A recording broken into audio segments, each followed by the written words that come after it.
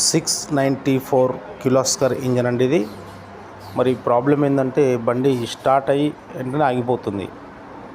అయితే ఏమైందంటే మేము అన్నీ చెక్ చేసామండి. Airlock side pipe line, main pipe line అన్నీ క్లీన్ చేసాం. అంతా ఓకే, బాగుంది. ప్రాబ్లం ఏమిటంటే బాష్ పంపులో ఎలిమెంట్స్ సరిగిపోయి డీజిల్ అనేది రిటర్న్ అయిపోతుంది. అందువల్ల బాష్ పంప్ ఊడిదీసాం.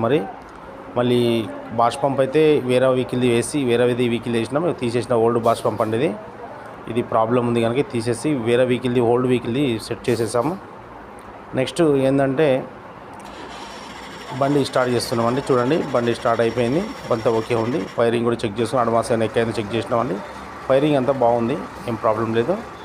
మనకు ఫస్ట్ ఇలా స్టార్ట్ కావడం లేదు, జస్ట్ కొట్టి బ్యాటరీ డౌన్ అయింది కానీ స్టార్ట్ కాకపోదు. బాష్ పంప్ ఎప్పుడైతే మార్చినప్పుడు ఓకే అయిందండి. 1 టైం స్టార్ట్ చేసినాం, 2 టైం కూడా స్టార్ట్ చేసినాం, బాగుందండి. ఇది ఇంజన్ వచ్చేసి కిర్లోస్కర్ ఇంజన్ 694. ఈ వీడియో నచ్చితే లైక్ చేయండి.